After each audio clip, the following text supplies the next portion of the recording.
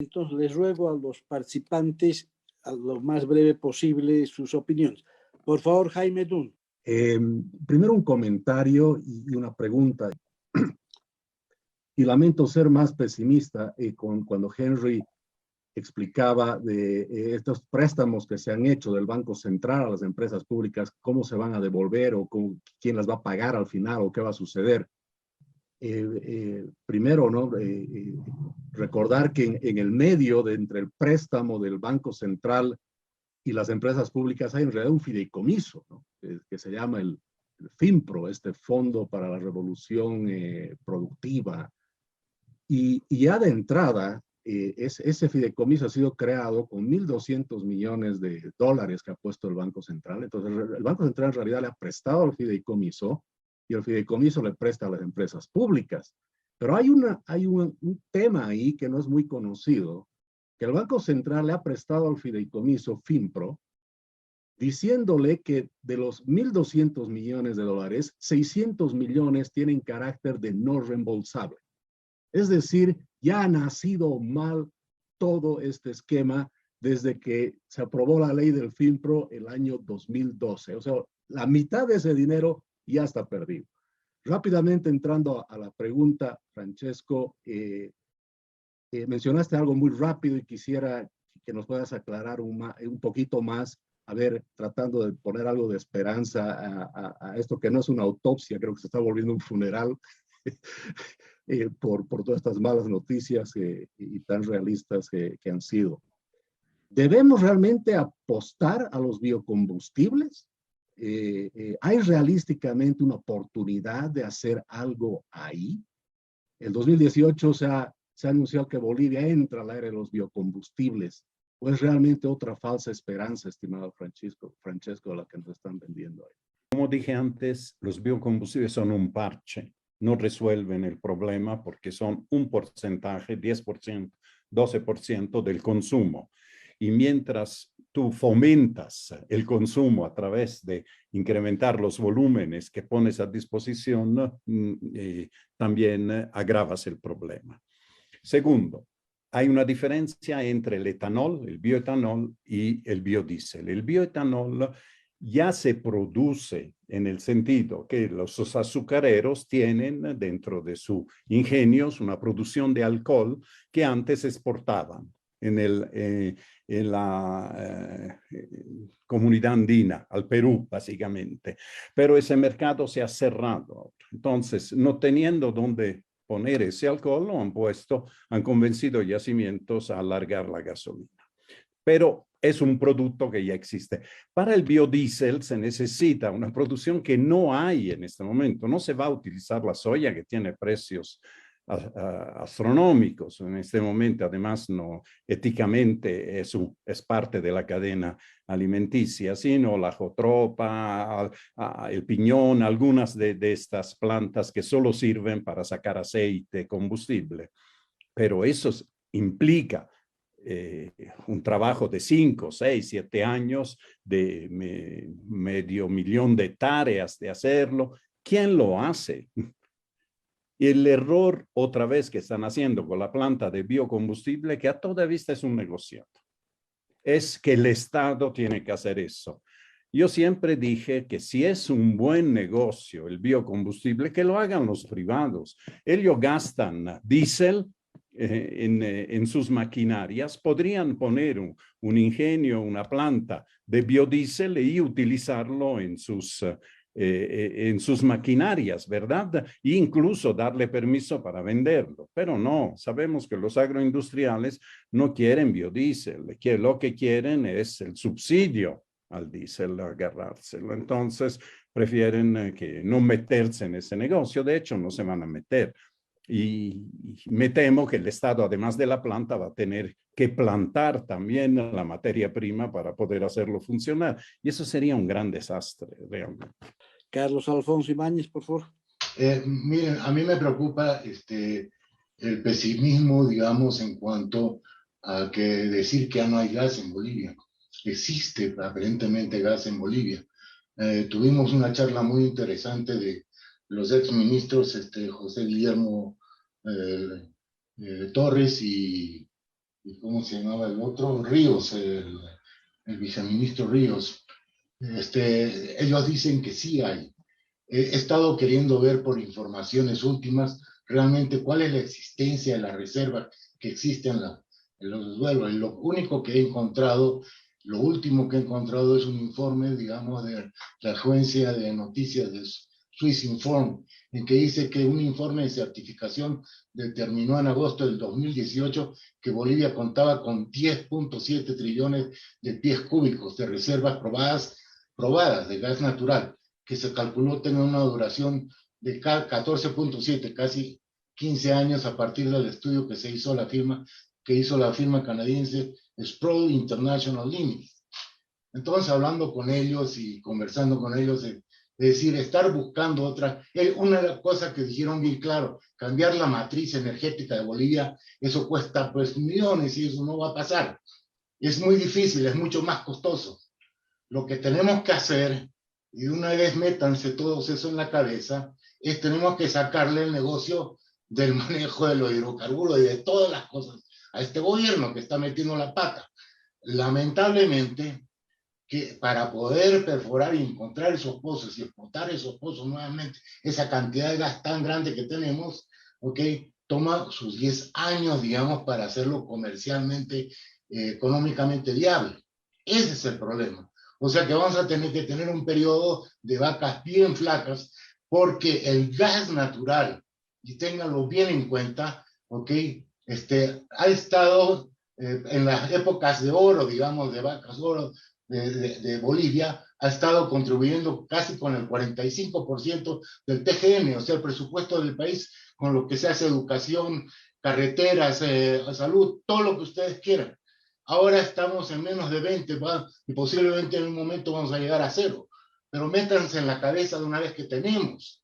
Lo que tenemos que sacarle es al Estado, o sea, digamos, al gobierno, ¿ok? El manejo de nuestros recursos naturales, pero que es importantísimo, eso es lo que quería decir. Gracias. Muchas gracias, Walter Guevara.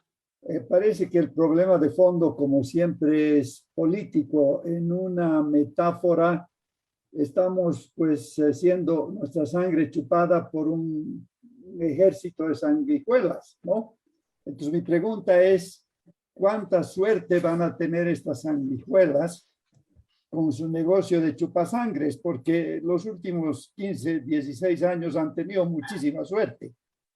Si es que hay dificultades en Ucrania, con Europa, con Rusia, los precios de los hidrocarburos podrían previsiblemente subir. Y eso, por un lado, no es cierto, nos afecta por las importaciones de diésel y de gasolina, pero por otro lado, cuanto poquito gas tengamos, de repente se ha de compensar con el alza de esos precios. Esta pregunta es especulativa. ¿Cuáles son las especulaciones de ustedes respecto a que la sanguijuela siga chupándonos sangre todavía, digamos, por unos 10 años? Porque si un día llega al fondo, podría haber una sublevación popular. Pero si no llega al fondo, va a seguir chupándonos la sangre y solo vamos a seguir quejándonos. Muchas gracias, Walter. Y creo que no habiendo más petición de palabras, con esto terminamos. Yo pediría a nuestros 3 invitados a responder las 2 últimas intervenciones, Jorge y Francesco. Jorge. Bueno, no sé, una pregunta, si es una pregunta o es un wishful thinking, el de no dejarnos que creer que tenemos. Sí, tenemos, o sea, tenemos gas bajo la tierra y sacarlo de la tierra va a costar mucho dinero, y ahorita y posiblemente los próximos 10 años no van a haber las condiciones ni económicas ni políticas de lograr capital para sacar ese gas de la tierra. Y posiblemente los 2 mercados que tenemos grandes, Brasil y Argentina, van a ser, Argentina obviamente va a desarrollar tarde o temprano vaca muerta, y Brasil va a terminar explotando el full presal, que tiene muchísimo, pero muchísimo gas asociado.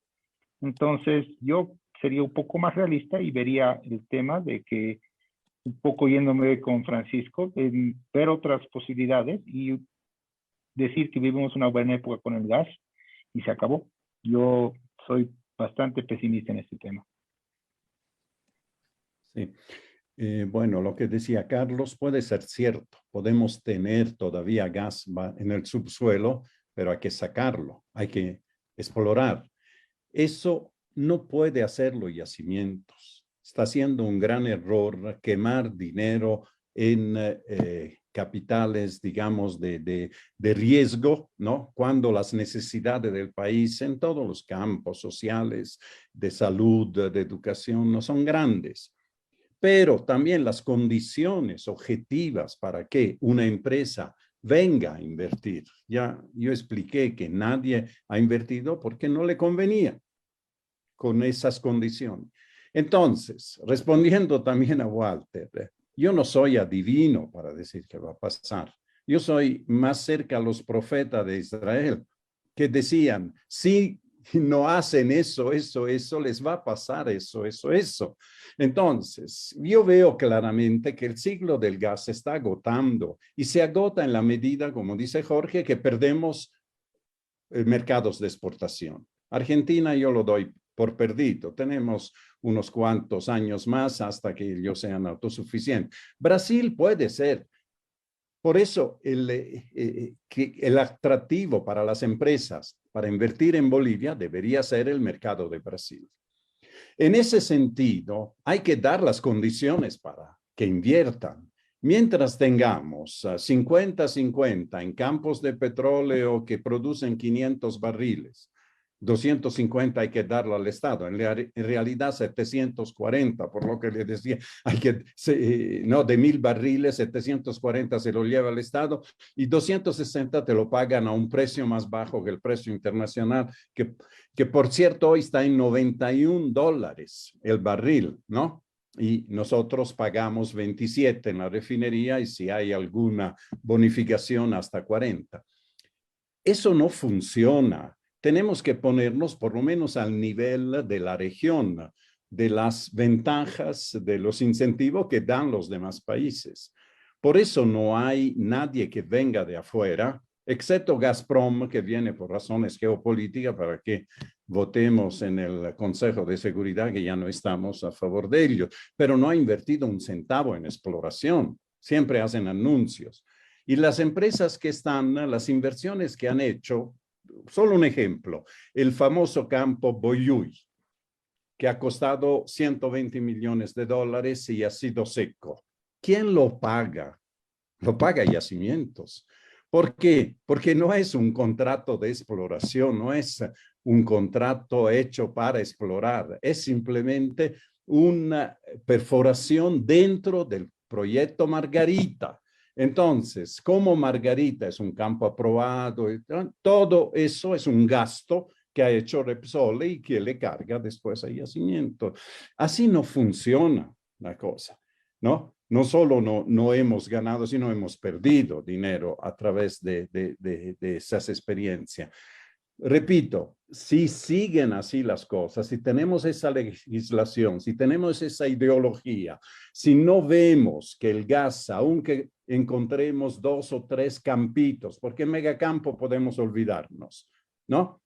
Como los que se están perforando ahora, que pueden poner un TCF por acá, medio TCF por acá, pero básicamente, definitivamente es un ciclo que se está acabando y que en un arco, y esto para Carlos Ibáñez, no de 1 año, 2 años, 5 años, sino de 30 años, debemos operar una transformación energética que nos permita tener energía en el país cuando el gas ya no sea suficiente. Y el gas que tengamos, yo soy de la opinión que tratemos de venderlo lo más posible, porque esas son divisas que nos ayudan en esa transformación y además a sobrevivir. Colegas, cerramos esta nuestra sesión, que pese a los datos con los que nos han ilustrado nuestros expositores, nos permiten conocer mejor nuestra realidad y, como se dice, si se tiene buena información, se adoptan decisiones correctas, cosa que por lo menos en los últimos tiempos el gobierno parece no querer creer, pero es un problema. Muchas gracias.